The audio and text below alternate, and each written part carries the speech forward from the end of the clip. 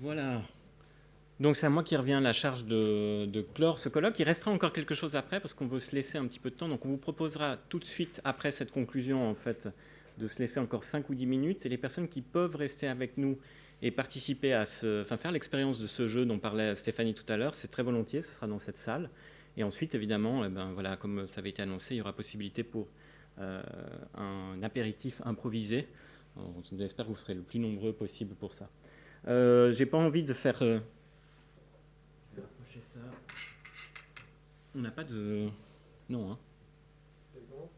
Non, mais ça va bien. J'ai pas envie de faire particulièrement long, ça a été assez riche. En plus, j'ai perdu la première journée, donc je ne peux pas faire un espèce d'aperçu général de tout ce qui a été dit.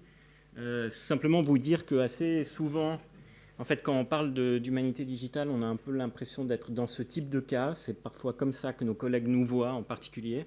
C'est-à-dire des personnes qui vont venir intégrer un certain nombre d'outils, de procédures particulières. Et quand on parle en plus du jeu vidéo, ça devient parfois encore pire, en fait, vis-à-vis de nos collègues. On a de la peine, des fois, à légitimer ce genre d'objet. Or, eh bien, c'est en train de changer. C'est-à-dire que ça fait un certain temps maintenant qu'on a une croyance. C'était la base qui était aussi à l'origine de notre regroupement du côté du Game Lab, c'est-à-dire fusionner les approches qui sont à la fois les approches médiatiques et aussi les approches qui portent directement sur le codage, donc faire en fait casser un petit peu des murs, aller dans l'intersectionnalité, le genre de choses qui sont des vœux depuis des années du côté du monde académique, mais qui sont concrètement assez rarement réalisées. Et puis là, on voit qu'on est en train d'y arriver. La métaphore du langage, c'était un des buts particulier qui était prévu ici. Et puis en fait, ce qu'on constate, c'est que à peu près dans toutes les disciplines, du côté de tous nos collègues, systématiquement, on a des sortes de brèches qui sont en train de se faire. Je vous l'ai dit l'autre jour, j'étais à New York, et c'était pour parler en particulier d'un projet Collar-Palmyre qui valorise justement le patrimoine via des modélisations 3D.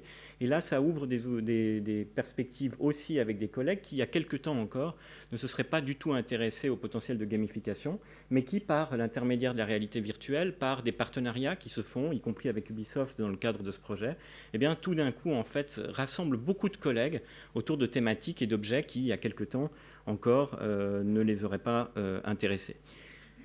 On a aussi beaucoup de signes assez positifs d'un point de vue institutionnel, c'est-à-dire que des partenariats notamment, donc ça fait maintenant assez longtemps que des initiatives se réalisent dans différents contextes.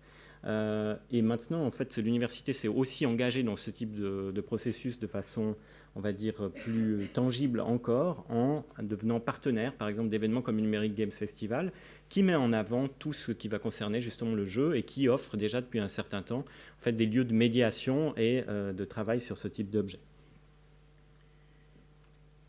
Et les liens continuent de se faire, donc c'était un des objectifs par rapport à ce colloque en particulier, c'était justement de rapprocher les mondes. Ça veut dire aussi, on l'a vu dans ces différentes présentations, rapprocher les mondes plutôt entre guillemets du côté du développeur. On a entendu des personnes qui sont purs linguistes, des personnes qui sont dans les game studies, on a entendu des gens qui sont dans le game design, des gens qui en fait ne veulent plus se reconnaître dans une de ces catégories de façon spéciale, mais qui ont envie en fait et qui ont toujours existé dans cette intersectionnalité, puis qui maintenant qui peuvent le faire de plus en plus.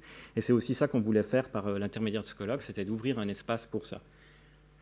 Et puis évidemment, ce colloque n'aurait pas été possible sans vous, c'est-à-dire c'est grâce à vous en fait qu'on a pu réaliser tout ceci. Donc on se réjouit déjà d'organiser quelque chose de nouveau avec vous d'ici 2 années. On espère que vous avez eu autant de plaisir que nous à vivre cet événement avec vous. Et puis je félicite encore vous tous pour vos différentes contributions et puis évidemment tous nos collègues pour cette organisation. Merci beaucoup.